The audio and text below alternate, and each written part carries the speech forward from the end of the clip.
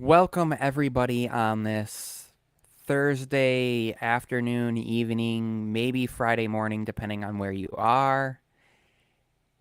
As you all know, I have been doing a series called Behind the Minds, and this is not part of that. This is kind of just a continuation of just a tech discussion. Obviously, um, I decided kind of to end that for holiday season and not sure if I was going to get guests on and stuff. And of course, then I got loaded up with guests again, but it's all good. So we're just going to have a tech discussion. It's going to be equally as fun. We'll still get to know Brian here. And Hey guys. so thank you for joining us. Just a little, if you want to introduce yourself a little bit, that would be Yeah, good. sure. Well, thanks, Michael, for having me. I really appreciate it. It's an honor to be here. My name is Brian Rader. I am the sole operator of Rader Tech, which is a tech channel I started back in February. I think February 3rd is when I posted my first video.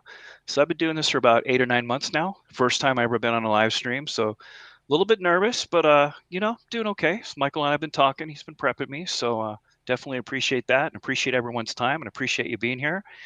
And yeah, YouTube's been fun. I've been having a fun time, just full steam ahead, just cranking out videos, doing some shorts, try to do 1 or 2 long videos a week.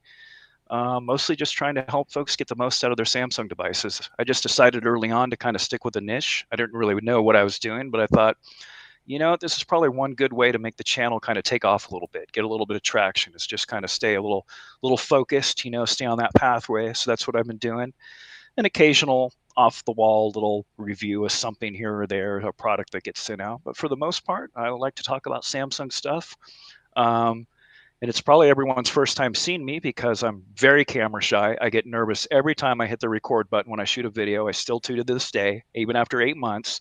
And plus, I have googly eyes. I was kind of born with my eyes this way, and I'm legally blind, so I definitely have some health challenges that I deal with. But you only live once, so you got to go for it. So yeah, I decided to just put out a video on the Galaxy Book 2 Pro, or no, it was the original Galaxy Book Pro 360 was the first video I put out.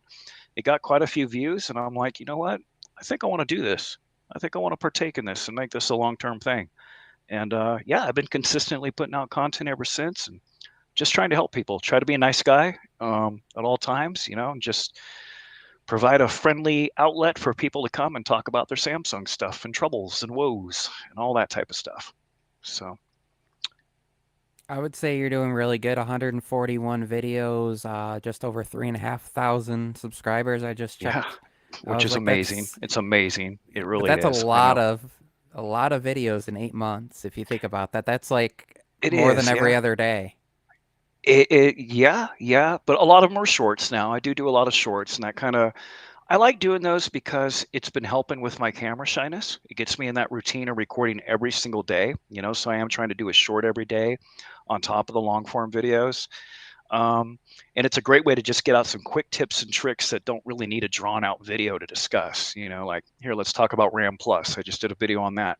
That's a 30-second video. So I put out a 30-second video, so it's nice to have those freedoms here on YouTube. And yeah, I'm just very thankful. I'm really surprised at the growth of the channel. And just everyone's been very nice and kind. And I've only got a handful of like negative For the, comments this entire time, which is amazing. It's amazing, because I've usually seen there's those. always haters.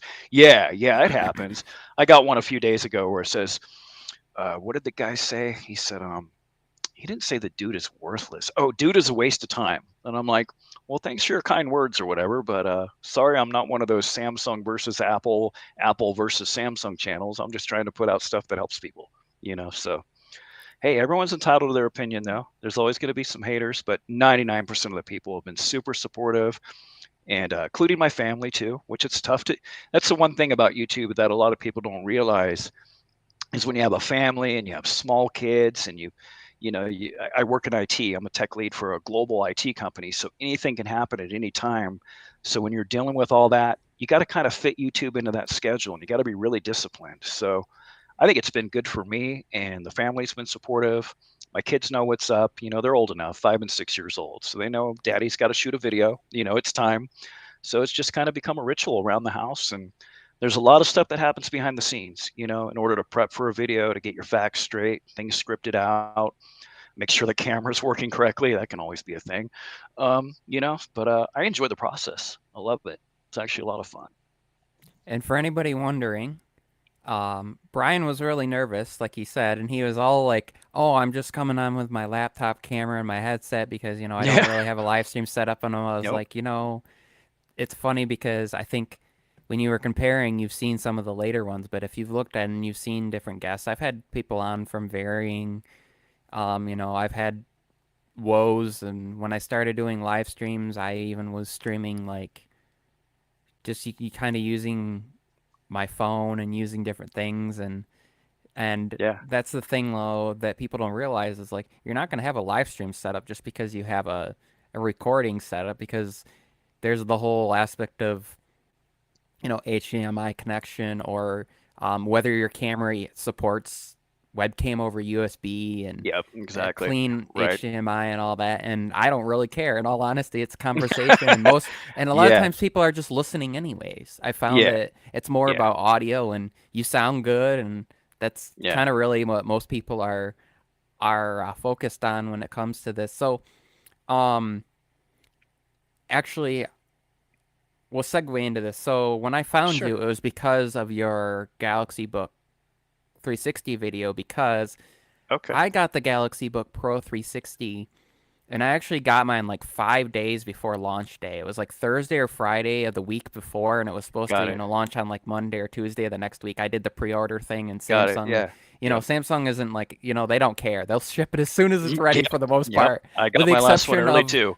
my Fold 4 was the first time that they didn't really do that. It actually sat for like 2 days at one of the, and then it got to me a little bit, but it was still at a time. But yeah, I got Yeah. mine super early, and I did my video. And I noticed, I was like, why is this not getting traction? Because there's no other videos that should be getting huge traction. They announced this thing, nobody's doing videos. Yeah. And then I saw the light, and then I noticed that like a few of the creators that were, bigger channels that were sent them to review didn't get them till like a couple weeks later. And when they did their videos, then mine took off. And when I was Gotcha. doing all that, I found your video. Yeah. Yeah.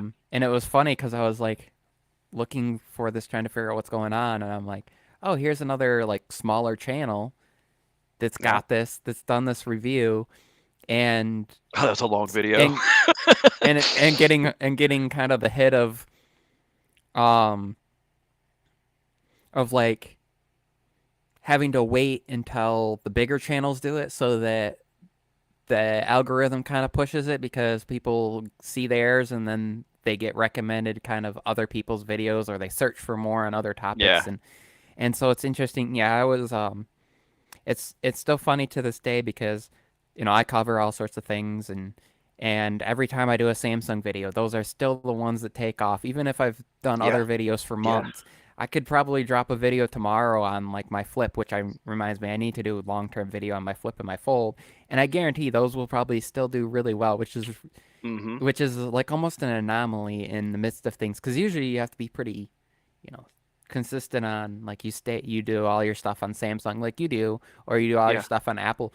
If for some reason every time I do a Samsung video, it's one of those that like I'll get numbers that are twice my subscriber numbers and views easily, and Yeah. Yeah. it's funny like that. And I noticed that with you too. I was like, it doesn't really matter. You could I talk do. about you talk about a case and you do that, and then when you talk about like your tips and tricks videos, those those spike for you. And I've noticed that, and it's kind of cool to see Yeah. too that it gives you that freedom of kind of talking about other stuff when you want to, and then when you're like, yeah, but I need to keep the views consistent or get my Yeah. subscribers in I'll put line, out a banger. then you Yeah. put out a Right. video on like top 5 tips and tricks for One UI 5 or one of Those do these, well. Yeah.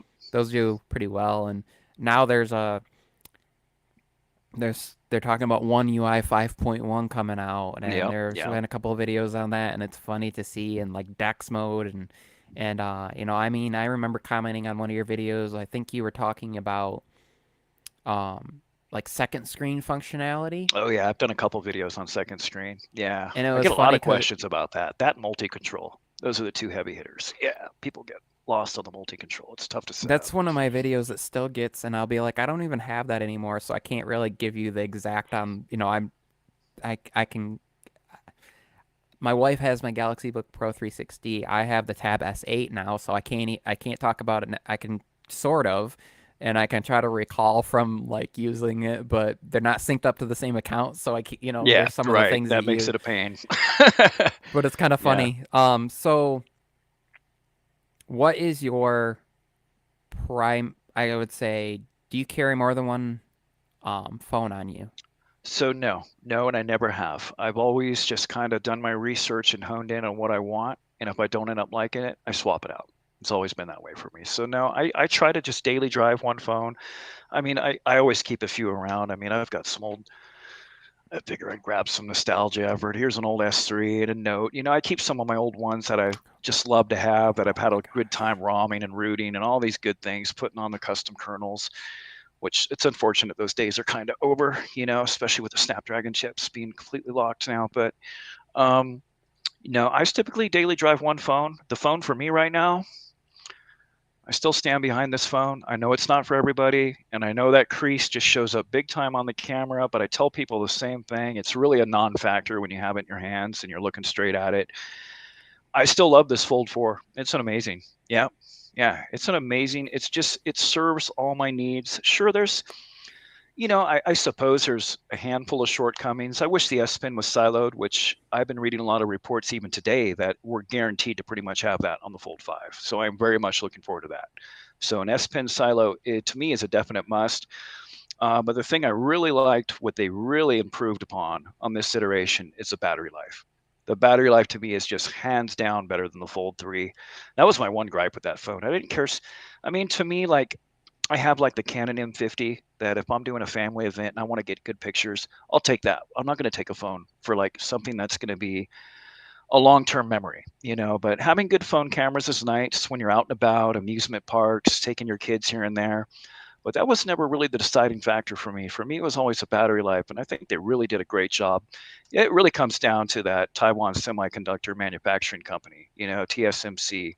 They really know how to make chips, and I really hope they make the Fold 5 chips too. So I think we'll be in really good shape. But yeah, it's been a great phone. That is my daily driver, and it's my daily driver for most things. I can just get a lot done with it. I find myself reaching for my Tab S8 Ultra a lot less than I would if I had a regular slab phone. That's for sure. Because it's just nice to have that. What it's about for me is just having the one-handed hold for a tablet. You could still grip it with one hand. I've got a 5 and 6 year old boys, and they run up on me all the time. I can't be dropping devices and stuff. I've got to have a nice death grip on it. So I think they did a good job with the size. If it was any bigger, it would be difficult to hold securely in those types of situations. For those of you that have kids, you know what I'm talking about. They can be a little rough at times. So, and I think Samsung's really betting the bank on foldables. So we're going to see a lot more of this. We'll see rollables take off. We're going to see a two-stacked, a multi-stacked OLED coming. Yeah, there you go. And I'll be So getting the S. I'll definitely be getting the S23 Ultra, but I don't know if I'll be able to daily drive it. that's one of the I things when you're talking about that width, right? So this is the Vivo, Yeah, the Vivo's and nice. If it's it nice on the outside, but one of the things is when you open it up because you get that extra width. I can do it, but That you looks like a get tough grab though. A tough grab. Yeah. that versus, and I'm gonna carefully set it down versus like, so you have, if I can actually do this, it's it's it's a good, Yeah. it's Yeah. enough wider that if your hand, if you're, Yeah. I can do it, but like I also have Yeah. kind of long fingers, but it's about Yeah. a good, well, half to 3/4 inches wider. Now, Yeah. for the people that use their fold open two-handed all the time anyways, there's some nice benefits of that. But yeah, I feel like one of the things I noticed is the hinge too versus the Fold 3. The Fold 4 hinge has like the way it feels has like Hmm. a more confident, I think is the term I Agreed. used when I talked about it. It's a more Agreed. confident, even like, and I'm gonna get all, even the Flip, right, has that same confidence, like doing this and just kind Yeah. of, and it doesn't, I mean, it will, if I do it enough, eventually it's working its way closed, but it's like a pretty confident, at all those angles, it's still. There, right there's a thumbnail. Except Yeah, for I'm yeah. flipping everybody off, and somebody's gonna make a comment about it. Yeah. No, it But is nice, and it's got that nice, when you close it, you get that magnetic snap, and it's secure. It's secure. It's definitely.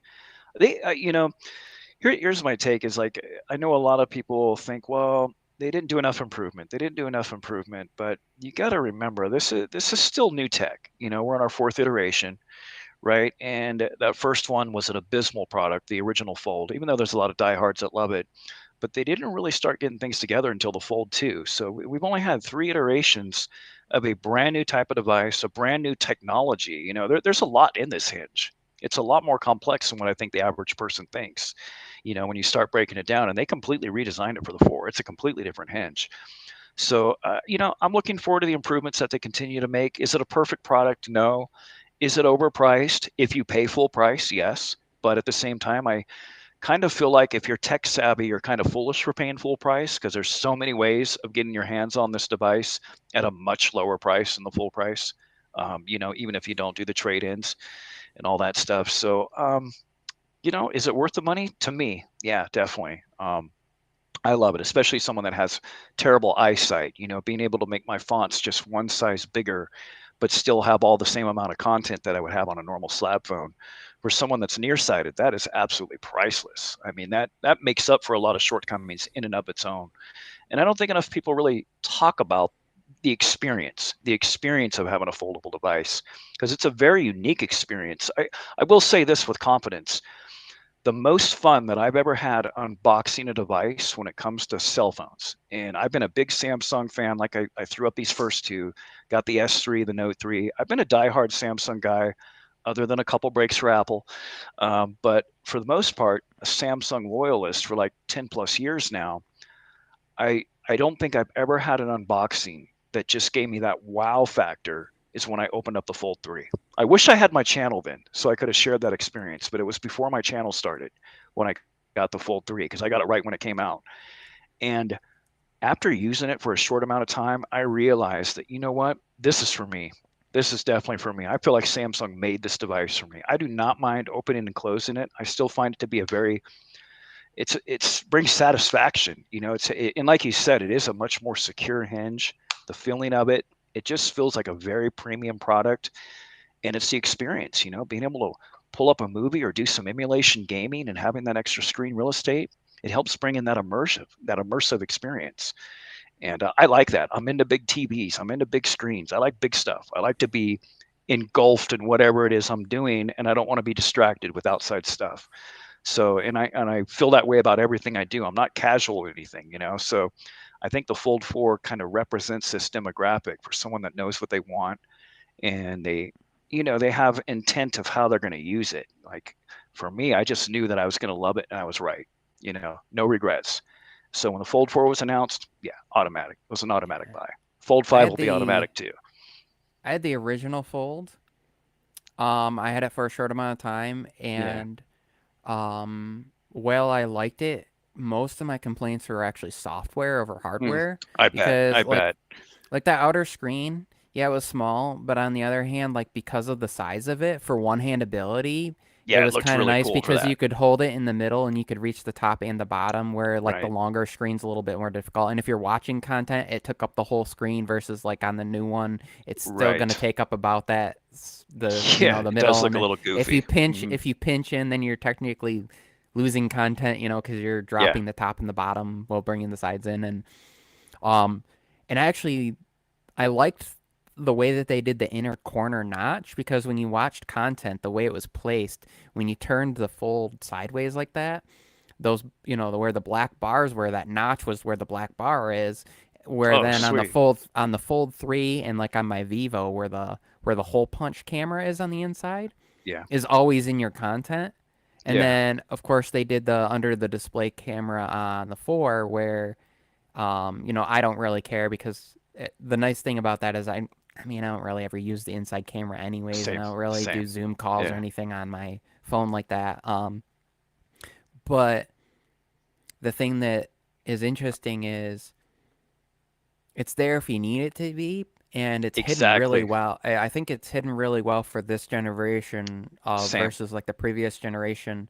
Oh, but I made a mistake. I said Fold 3. It was the Fold 2 that had the hole punch. Oh, yeah, yeah, yeah. Then they went to Then they UDC went with to the 3 under and 4. display with Hmm. the 3 and the 4. Yeah, Yeah, my mistake. Yeah, because I've had all of them. And the thing that actually, the reason that I never held on to one for like the whole as long, I actually had the Fold 3 and I traded it in, funny enough, got the S22 Ultra. And then a few months before the Fold 4 came out, I was like, I want to see if I'm liking the Fold again. I know there's on some software. So I got the renewed Fold 3 on Amazon for like 800 bucks. yeah. I got that. I got a case. And I paid like $920 for the Fold, the case, and tax. And Gotcha. cases aren't cheap. No, no, Um, not for these foldable devices. and You then pay a tax for it. Yep. And then when the Fold 4 came out, and I wasn't really using my S22 Ultra in the way that I thought I was going to, it was I use Zoom rarely because of the type of photos I take. It's usually of my son or outside nature. I didn't really use it as much as I thought. Um, and the fact also when I got my S22 Ultra, I paid $452 for that. So the Yeah, fact that yeah. Samsung gave me what was it, $700 for that, like 1,000 for the Hmm. Fold 3, I was still way ahead on that, and then I got my $200 credit, turned around and used that, and got the Galaxy Watch 5 Pro and paid like the hundred and some dollars difference. Plus, I got the Galaxy Buds 2 Pro for free because Which are they had that sweet. deal They're going great on. So I earbuds. got, decked out with stuff. But, you know, we're doing that because we have devices to trade in. The one thing Yep. when you're talking about that made me think though is the everyday user, even if they don't have something to trade in and and they say, let's say they're gonna pay $1,800 or whatever for it, and they get it on pre-order, and this year Samsung did the you get more storage, you got the Yeah. free Yeah, they bumped storage. it up to 512 for free, right? So if you Yep. get those deals, or now lately they've been doing like you could get the 1 terabyte for like ridiculous good deals lately through carriers or even through Samsung and stuff. But Yeah. even if you didn't get those deals, I would say the person that's going to do that is probably going to be the same person that's going to have the Fold 4 until like the Fold 8 comes out. So Hmm. they've spent what $450 a year when you take it, and that's if they get nothing for the Fold 4 at that point, even if they Yeah. got a couple $100 when they traded it in down the line or sold it for, a ridiculously good deal. That's one thing I think about, like if somebody's investing that kind of money into it because they're the person that knows that they like the Fold. Maybe they had the original and then they've been waiting, and when the Fold 4 came out, they went, battery life's gotten really good. I don't care about having a siloed S Pen. Cameras, the camera improvement is Yeah. is enough for most. You're gonna have the enthusiast who wants the crazy zoom, and you're gonna Yeah. have the I'm gonna person wait for that the wants 200 the ultra megapixel. mode. Yeah. But I don't know. I kind of feel like it would be neat to see them do kind of like they did with the Flip, where the price went down. To see them do where they keep a fold that's at that's got kind of the specs of what they're doing now, and maybe at a lower, and then they could lower that price point, and then do like a Fold Ultra, and then have that one with the S Pen and like the bumped up cameras, and be able to offer.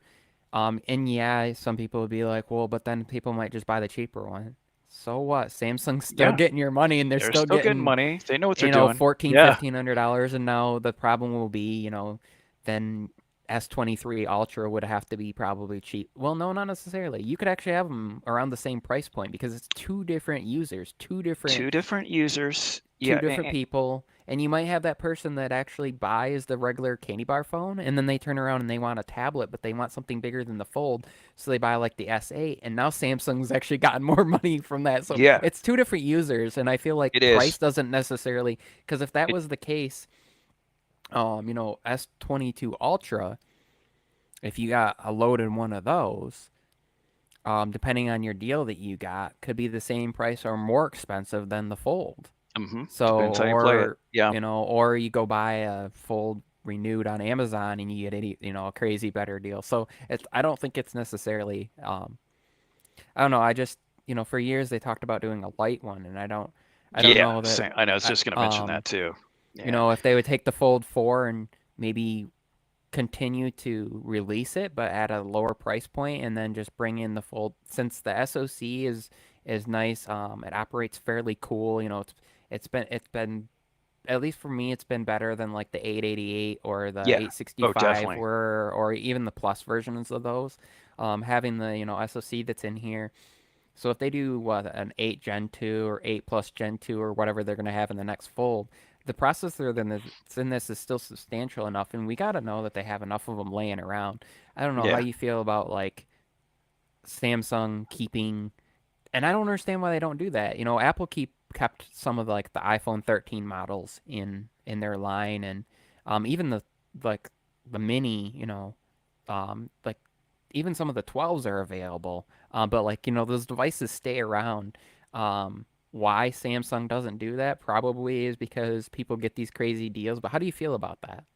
So I think it's a business ploy, and I think it's a bigger thing in here in the U.S. because I mean Apple has a lion's share. Apple owns the U.S. I mean Samsung's globally, Samsung does great. They're fantastic, and I think that's one of the reasons why my channel does pretty good because I get a lot of people that view the content from outside of the U.S. So here in the US market, the reason I think that we just see the push for the latest devices and why we see all these crazy trade-in deals is to get people over. I think it really is. I think they're chomping at the bit to try to chip away at the Apple user base. And that's why they're promoting these. I mean, basically, flip owners for the last 3 years could upgrade their flip phone for 99 bucks. If you got on the pre-orders and stuff, it's a $99 swing. That's it. You can upgrade your phone. It's ridiculous, basically, on what they're doing. And the whole ploy of that is to grow the market. They're talking an 80% exponential growth by 2025 on what we have right now. They are forecasting this thing to really take off.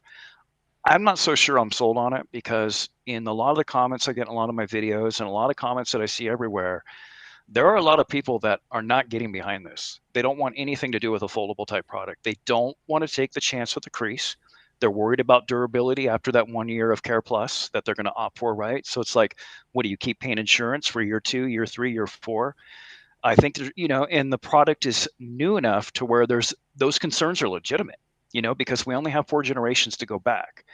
So I think it's still going to take a couple more generations of this to settle in before we see Samsung kind of take back the reins a little bit. We'll see the trade-in deals start to decline, which will be unfortunate for us because I like to capitalize on them. I mean, you can get these devices for, I don't want to say free, but if you play your cards right and you do the trade-in deals to where you just hop on eBay and pick up a used product and trade it into Samsung for a $800 flip on a $200 product, for once that goes away, I think that's when we'll start to see the Fold 6 being sold right alongside the Fold 7, and that'll still carry over into another year or so. But I mean, Apple can do that too because they have a loyal fan base. They have people locked into the ecosystem, and rightfully so. It's a solid ecosystem. I mean, if you're in the Apple ecosystem, you have a polished experience through and through from start to finish. You've got your AirDrop, you've got your AirPlay 2. You have these. It's all synchronous and it's all designed to work well together to where on the Apple ecosystem, when you're in there and you have that mindset, it's not really as important for you to be on the latest and greatest. And I think the other reason too is because up until this year, we've had lackluster support. We were on 3 years of OS max on our flagships. Now we're up to 4 with 5 years of security updates. So I think that's going to start to change the landscape of things, but it really comes down to cutting into that Apple share. And I think they got a long ways to go. It's an uphill battle. It's an uphill battle here in the US when you have everyone on iMessage. And once you're locked into iMessage, it's hard to get away. It's really hard to break out of there when your friends and family are involved. And I know this from experience with my fiance. She's an Apple diehard. She's doing Samsung for the first time this year. She wants to go back to Apple. She's, just Apple's in her blood. Everyone in her family has Apple products. So they really do have the market share here in the US. So Samsung, they continually struggle and they push themselves year after year to try to just get a few more people to come over and switch over and gradually build up that growth here in the US. And they don't have those problems worldwide. It's a US problem. And Apple's just really good. That's the problem. It's not a problem. We all win. We all win because we have this competition. Everyone wants to dethrone whoever the top dog is, and it's a constant battle. But if you look at Samsung globally, they're the top dog globally. But if you take that and compartmentalize it here in the U.S., Apple owns the landscape. They really do. You go to any campus, a high school or a college, you're going to see 9 out of 10 people with an iPhone, because it's just the way it is here in the U.S. The marketing, they did a real good job. Right up. Steve Jobs really nailed it out of the gate here in the U.S. And the thing is even though I have a Samsung channel, I'm a big Apple fan. I've had the iPhone 6s. I've got the iPad Mini 6 right now. I've got I've got the Apple Pencil Gen 2 sitting here. I've got quite a few Apple products that just don't make it onto my channel, and I'm a pretty big fan of them. But to get back to your question, it really comes down to Samsung starting to dig deeper and deeper into the market share here in the U.S. And I think once that happens, the guys like you and I, the tech enthusiasts, it's going to be a bummer. It's going to suck because these trade-in deals are going to start to really take a dive. We're not going to see the lucrative trade-ins, and there's not going to be quite that promotion for that latest and greatest for you to be on it. So for me, I kind of enjoy it. I kind of enjoy the fact that Samsung pushes them out every year because I know I'm going to get a killer deal on trade-ins. But it's going to be a limited time thing. Once they do start gaining some market share, if they can, and that's the thing too, is I don't want to take this conversation all sideways, but I don't. Samsung is banking on this. And I don't think it's really a good idea to bank on one type of technology or anything. I think it's a really dumb idea. They're really putting everything in this foldable device. But I know a lot of people that will not touch this device with a 10-foot pole. They're going to stick with a slab phone, and they're going to stick with a slab phone indefinitely until there's something out there that doesn't have a crease, until there's something out there that has a very strong IPX rating. Right now we don't have anything for dust. So construction workers, people that are out and about a lot, it's not really a sound investment yet. And I'm being realistic about it. The Fold is not for everyone, but Samsung wants it to be for everyone, and they're not there yet. They really aren't. And I don't think it'll be there by the Fold 5. And I'm just not entirely sold that foldables are it. I think this is a step into another direction. I think we're going to see a lot more growth with the rollables if they can implement that correctly. And that's going to come down to software taking advantage of all the different aspect ratios you'll be able to have, by expanding it to maybe 16 by 9, maybe go to 21 by 10, maybe make it a 3 by 4 display. When we get to that area, I think that's when people are going to say, you know what, I need to give this a shot. I want to be able to watch my content without any black bars. And then I want to be able to switch it into a tablet type experience where it's more, a 4 by 3 or, a larger type square screen. Once people have that, I think that's going to be enough to get a lot of people they're kind of on the fence or they're just saying no to the Fold. They're going to swing over this way. And I think that's what it's going to take. So I know it's kind of weird for a Samsung channel guy to say that about Samsung, but I really, as much as I love this product, this is not an end all. It's definitely not for everybody. And I really don't necessarily think this in and of itself, as much as I love it, and I love having this device, I really do, this isn't the end all. I don't think the Fold is it, because that crease is something that a lot of people are just going to turn their heads away no matter what you try to sell them. They're just going to look away from it, say, nope, not for me. So until they do get rid of that and they get this to be, it really comes down to the durability, not the reliability. It's a reliable device. I have yet to have a single hiccup with the 3 or the 4 as far as a lockup or any freezes. It's reliable, but the durability, you do got to mind your P's and Q's. This isn't a device you want to go around dropping around a lot and stuff. It's not going to take the abuse of a regular slab phone. And until it can, I don't think this is where I don't think this is going to do what Samsung is thinking it's going to do, as far as taking over that complete market share. I really don't think they're going to get everyone behind that. And I know that probably sounds weird for me to say, especially being such a big Samsung fan, but I think the S23, S24, S25 is always going to carry more weight than any of these flipper folds. And I know there's a lot of flip lovers out there, but people want that stability of that slab phone, knowing their device isn't going to break. They're not going to have to worry about it. And if it is a mishap, it's a mishap caused on their own.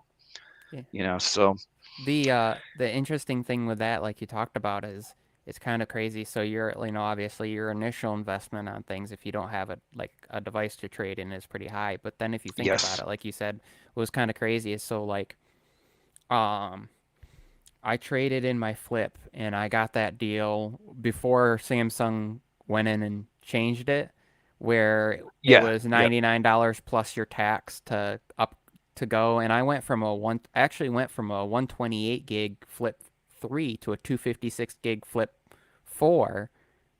So essentially it was like I was getting it for free because, Yes. normally you'd pay that $99 just to upgrade your memory, but they did it as so I got that bump. And then my fold, like I said, I paid. So I was like $150 for the flip, and it was like around $200 for the fold. Again, 100 plus tax, but because it's a higher, your tax is higher. And then my watch was like not that much Yeah. to jump in. Yeah. So it was kind of funny because I did that, and then I went from the 13 Pro to 14 Pro Max, and it was funny because all in with all these devices in totality, I paid less than the price of buying like a base model iPhone 14 this year Yep. to Yep. upgrade all of these things. Yeah. And if you do that every year, the thing is, yeah, you're paying 150, $200, $100 on all these individual things. You put that together, it's kind of expensive. But if you think about it, like when you first do it, right? If you sit down and you were like, you know what, I like the fold, but I also like the flip because there's times I want maybe a candy bar style phone, and I want to be able to just throw it in my pocket, and I want to use it with my Samsung watch or whatever. And there's two different utilities for that. And so you sit down and you pay, $3,000 right there, and then you got your watch for another $400, and you got your buds for like $100. So you put a bunch of money into it, right? You put like $4,500 into this. But then the next year you put like another 500 into it. So now you got 5,000 that's split over 2 years. That's Yep. 2,500. Yep. And then you do it the next year and it's split over 3 years. So like as you continue to do it, and each year you're doing, a couple $100, yeah, you're adding it on to the initial, but you've kind of spread that over a further point. So for someone like us that likes to do that, now, if you hold on to the devices and you haven't got a new device and you continue to do that, it's better. But if you do choose to upgrade, and Samsung gives these crazy upgrades, it's kind of that's the thing. It splits across and it's It's funny pretty to see that. insane.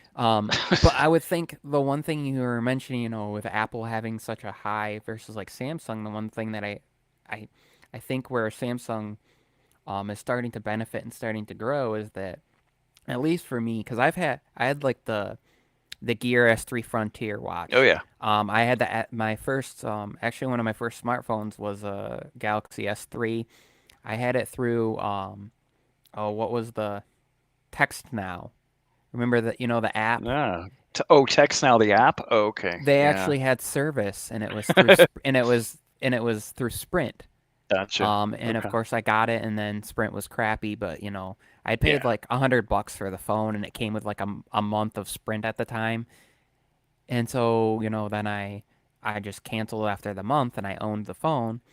And it was unlocked, and I ended up getting one of those zero lemon battery packs that added like ridiculous amount Yeah. you could, if you thought about it, the S3 battery itself with only like 700 milliamp hours. So you ended up adding like 10 times that capacity on top of it. And but like thinking about that experience, and then my first tablet I had from them was the S6, because I was Nice. waiting, because their earlier tablets were kind of, Trash.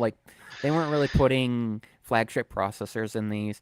And then their watch was okay. I actually really liked my S3 Frontier until it started having the issue where it got hot when I was charging it. So I ended up selling it, and the guy knew that I was having the issues, but he's like, "Oh, I've had one before. I have a different charger. I'll try my charger," and he had no problem. So it turned out it was faulty charger. I actually sold it to him for like $20 more than I paid for it. So whatever. Yeah. Um, but the thing, I don't know. I feel like in the last 2 or 3 years, when you see like the S6, S7, and S8, tab, and then you have their watches, the Watch 3, Watch 4, Watch 5, um, Galaxy Book coming out. In the last, that's been in the last couple of years. Um, their earbuds come. That Samsung is taking their ecosystem seriously and expanding it Mm-hmm. and treating Mm-hmm. it with like flagship, like the performance experience that you got on the Apple side and other um in the last few years. And so realistically, when we talk about these devices, they're pretty they're pretty like new and premature in their phase as far as like competing. Yeah. And here Apple's been doing this since 2000. I mean, they kind of did this from the original Apple Watch in a way. Yeah, Yeah. it had problems and it had battery life, but like they were putting all the effort into it and getting the developers on board. And then, the iPad Yep. was out and they obviously the iPhone was out in 2007 and then it took them 3 years and the iPad came out and then Apple Watch was like another couple years after that and then MacBooks have always but really they've had this ecosystem from the early Yep. days and now Yeah. Samsung started kind of like they focused on one kind of phone really and they didn't really have they kind of had tablets but they weren't like what people were necessarily looking for. iPads were out there in the market offering better performance in ways and more and some other options as far as like if you bought a cheaper iPad you still got a pretty good performing device because all I mean, the first few were not that way, but Samsung wasn't making tablets in the early, there was I so still the got an iPad direction Mini of 3 things that is works. is you know. different of things, and so you're talking about using this, and so like I really think Samsung, apart from really what you were talking about with like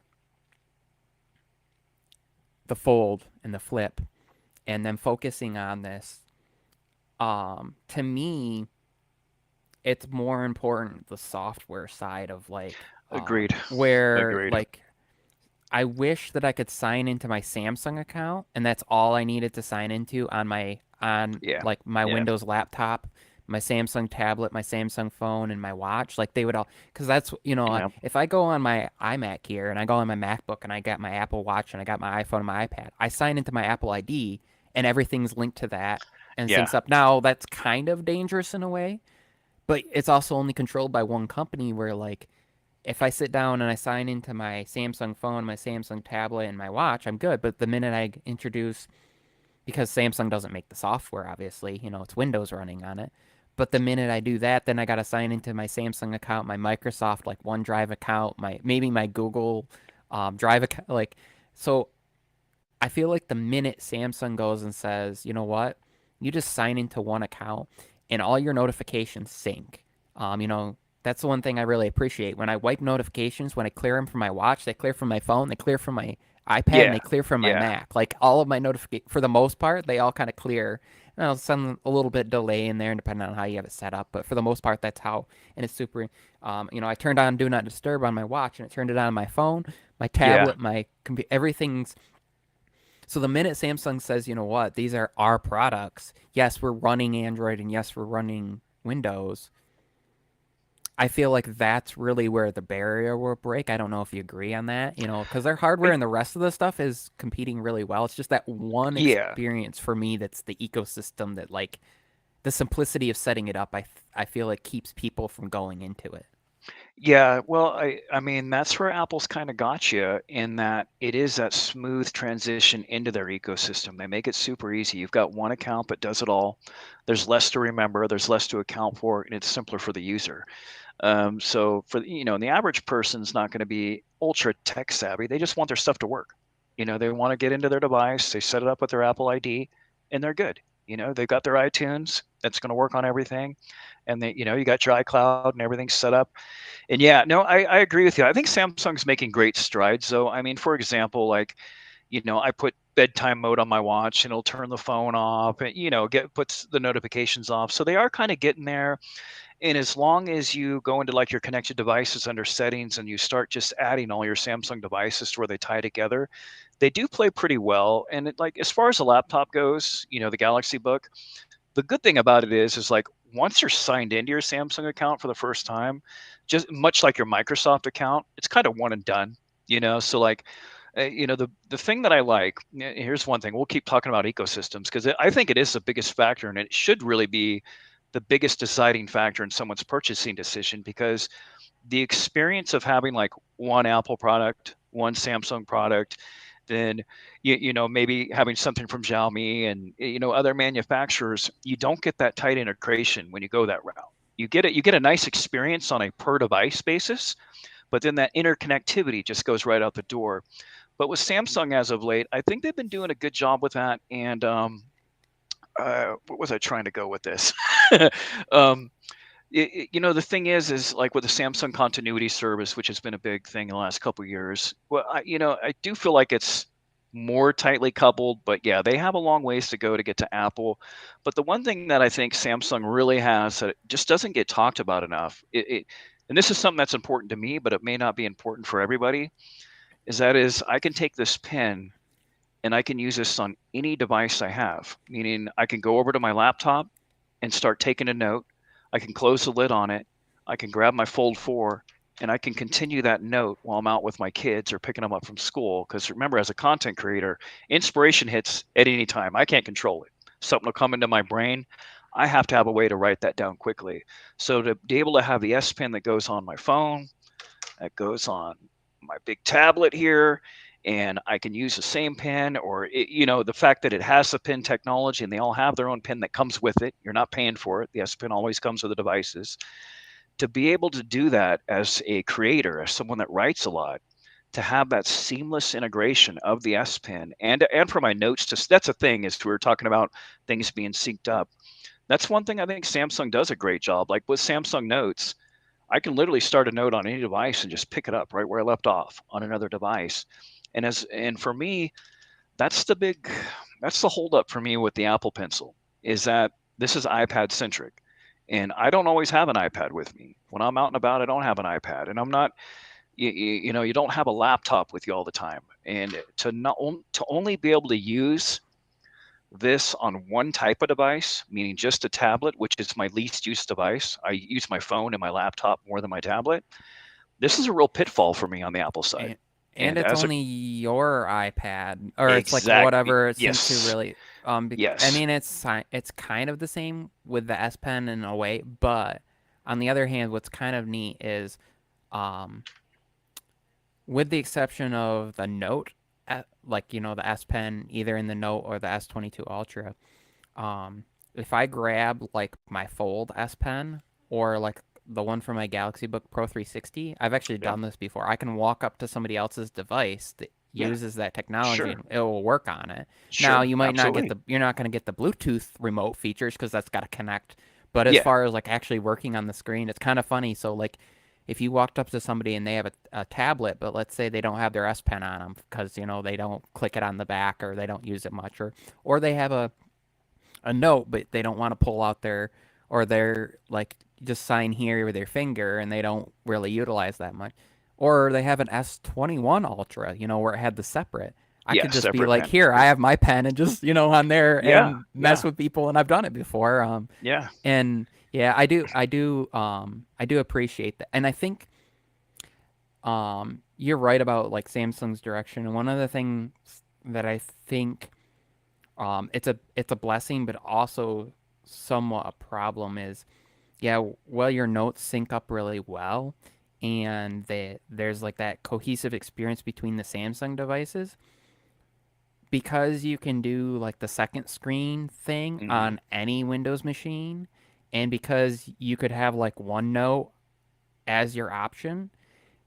It's that for me, it's that issue that Samsung still has, and some others. Mostly I've noticed it with Samsung, where Samsung has their own version of apps, and then there's like the Google version, and they're on there yeah, as of well. So course, you have like yeah, yeah, Keep, it or can get like because they frustrating. work with OneNote, or because they work with OneDrive, you Yeah, have their versions. So I wish that what Samsung would do, and it would be nice, is and I'm sure there's a way to do it. Just as like I can have notes that are on my device and then ones that sync up to iCloud, and you can even have I have them synced to my Gmail. Um, yeah, would be that your notes. it doesn't matter if you're using Samsung Notes or like OneNote or Yeah. whatever, that they all sync up to the same account. So it's just your preference of like what app you're using, but they sync up to one. I don't know if they do that yet. I'm not huge into that just Um, because I use Google Keep for my notes just yeah, because it Google works Keep is across, great. it doesn't matter the Hmm. operating system. Where like if I'm grabbing my iPhone, Samsung Notes is going to be a problem for me. Yeah, So well, using Keep is thankfully the integration is is there pretty with nice. OneNote now. Mm-hmm. OneNote integration is built in, so you can sync your Samsung Notes with it. Thankfully, that's across a lot of platforms. But no, I get exactly what you mean. And that's the software is what's killing them. It's not the hardware. I mean, heck, they provide hardware to Apple. The screens. Mm-hmm. It's So that it's that on the Android side and the Windows side, most I feel like a lot of the people choose that because they want the customization and they want the hmm tinkering. But at the same time, you need to have the opposite of that really to have an ecosystem. It needs to be like everything kind of it's controlled by one tough. company. So it's It's really tough tough. because of the fact that, for example, I can have a Samsung tablet because they make like the best Android tablet out there. Yeah, Lenovo Yeah, makes some, but like in my opinion, they make the best. But then what if I really agreed. like my Vivo Fold and then I like my Windows computer I built myself? So really my only option is to use like Microsoft OneDrive or like Yeah, OneNote yeah, or yeah, Google Keep or something that's not controlled by one, but you don't get the same experience. But Samsung's getting there, and I feel like in particular their second generation of the Galaxy Book really helped it yeah. with the new 12th gen because the 11th hmm gen integrated graphics is just not the best, and like some Yeah. of their claims were a little as far as like, oh, you can edit 4K video and this and that. And I'm like, I tried it. No, no, not on the It original one. Mm-mm. Nope. The new stuff, the the graphics have improved. Yeah, Um, it's a they're nice more. machine. I feel like they're competing better with like HP and their Omen 360 or like Microsoft's Surface Book.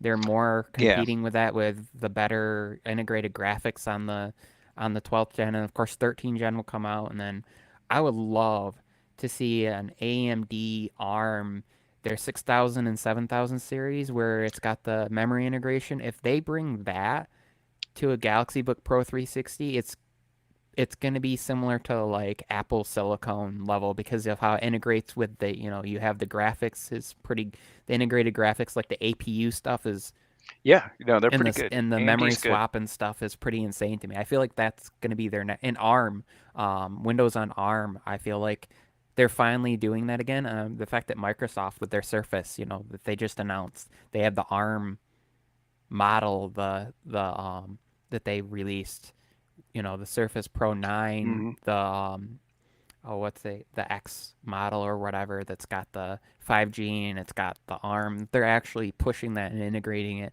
And I think partially is because that's the only way they're gonna get really fuller integration back on Macs since Apple said we'll support Boot Camp, but it's up to Microsoft to Yeah, make it right, work on right, ARM. right. The only way that they're gonna get that out there, and since Macs have kind of increased their sales in the last few years, I think Microsoft knows that they need to get their software to do that, and you'll have users that like, oh, I want to use a Mac because it integrates with my stuff at home, but I need Windows, and I don't really want to buy it. And then Separate Windows they machine, buy right? like a really cheap $200-$300 Windows laptop, and it's a horrible experience, and that speaks poorly Absolutely. to Yeah. Microsoft. So if Microsoft can say, you know what, you can run that on your $2,000 MacBook and get a really good experience, we don't care if you buy our hardware because you weren't gonna That's the do way it it should be. anyways.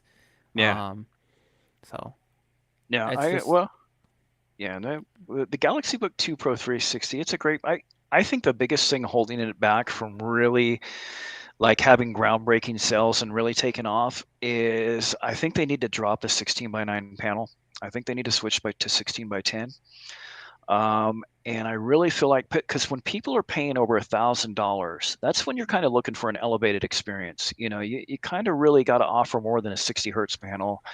The 16 by 9, it's I'm fine with it, but a lot of people are very much against 16 by 9. 16 by 9, let me slow down. is kind of synonymous with just your budget laptop. It's your standard display aspect ratio where everything's kind of moved to 16 by 10 and 3 by 2.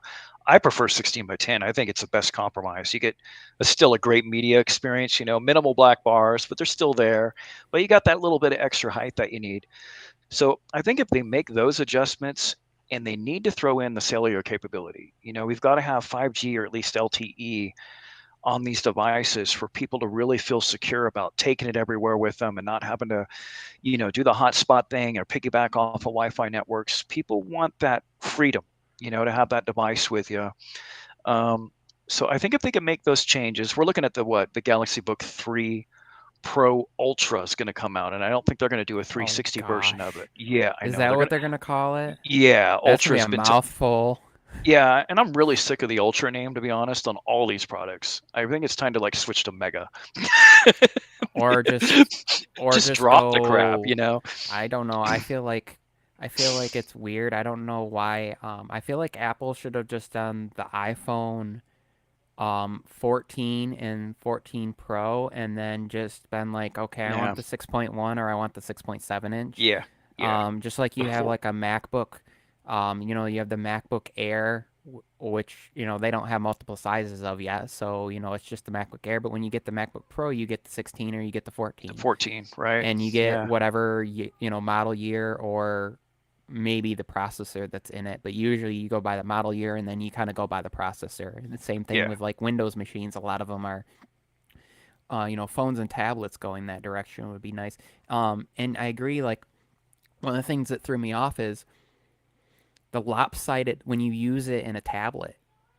You have like really wide on the one side, but then the other sides are narrow. So it's like yeah. depending on how you hold it, it would be nice to. I'd actually be okay with wider bezels around the other sides if Mm-hmm. they were all even, so you could hold it a little bit better. Yeah, it would look a little odd when you're using it as a laptop, but I think because it's a two-in-one, because it comes with the S Pen, because of their pitch, that's the thing for me. And then when you tell somebody, okay, use your Samsung tablet or whatever as a second screen, they would kind of be really similar. So going back and forth, you'd have Mm-hmm.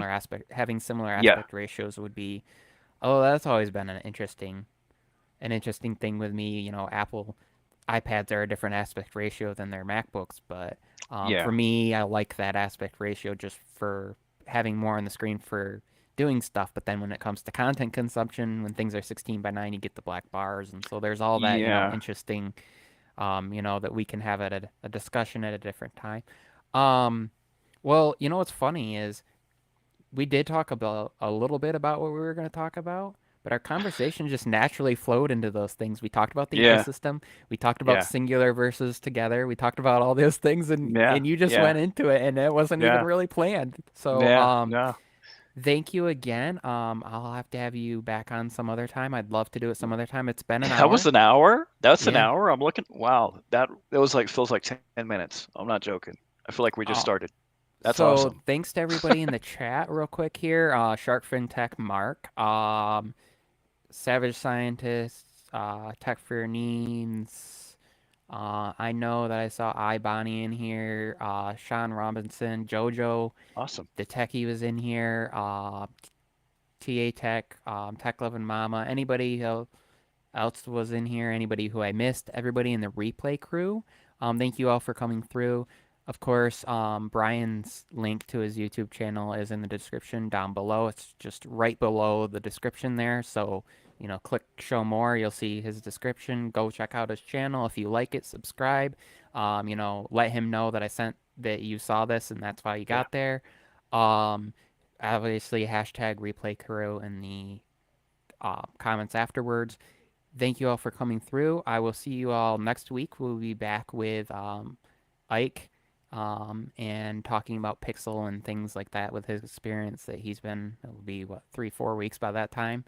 And thanks again, Brian, for coming on by. And peace out, everybody.